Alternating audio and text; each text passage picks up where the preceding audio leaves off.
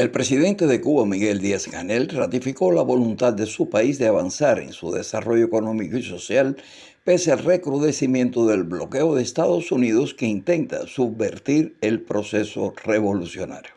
Hoy el bloqueo tiene una característica cualitativamente diferente. Hoy estamos hablando de un bloqueo recrudecido y además apoyado ese recrudecimiento por otro componente, que es la inclusión de Cuba en una lista espuria que a su antojo determina el gobierno de los Estados Unidos sobre países que supuestamente apoyan el terrorismo. Afirmó el mandatario en entrevista con el periodista y escritor español Ignacio Ramonet.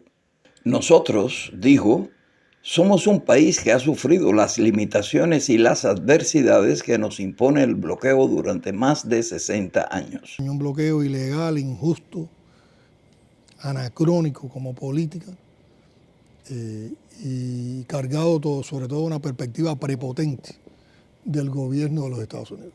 Señaló, además, que la profundización y ampliación del cerco de Estados Unidos, la inclusión de Cuba en la unilateral lista del Departamento de Estado de países que supuestamente patrocinan el terrorismo y en general la política hostil de esa potencia, volvieron particularmente difícil la vida cotidiana de la población en los últimos años, ante lo cual el país no se quedó de brazos cruzados. Pero Cuba no se ha quedado cruzada nunca. Y nosotros, yo creo que hemos desarrollado una capacidad de resistencia. Yo incluso después de las vivencias que tuvimos de la COVID, digo que es una resistencia creativa, porque el país no ha sido solo capaz de resistir los embates del bloqueo, sino que el país en esas condiciones ha avanzado, ha aportado, ha crecido como nación y además se ha desarrollado. O sea, no es quedarte resistiendo solo y no hacer más nada.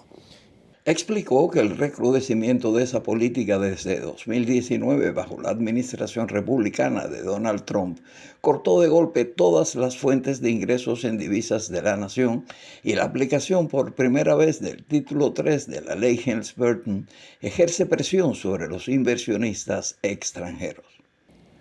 Con estas medidas de recrudecimiento se cortan de golpe todas nuestras fuentes de ingresos en divisas.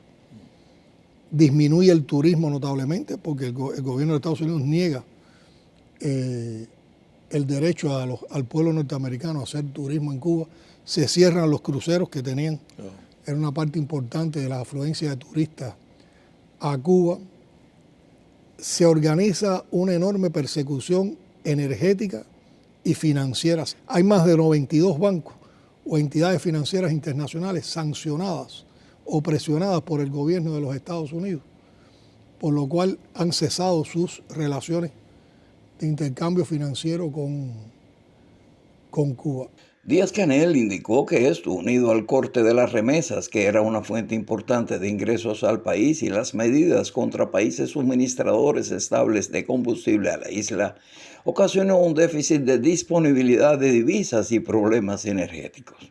Bajo todos esos conceptos y todas las estrategias que ha tenido la revolución, hemos podido mantener un determinado nivel de actividad económica, de exportaciones, de apoyo a programas sociales de alto impacto en nuestra población y hemos vivido, aunque detenido nuestros sueños o ralentizados todas nuestras aspiraciones, precisamente por los efectos del bloqueo, que te digo categóricamente que es la causa que más frena nuestro desarrollo económico. Si bloqueados hemos sido capaces de tantas cosas, ¿de qué no hubiéramos sido capaces sin estar bloqueados?, apuntó el presidente. Desde La Habana, Cuba, Aldo Camino y Fran González, Prensa Latina Televisión.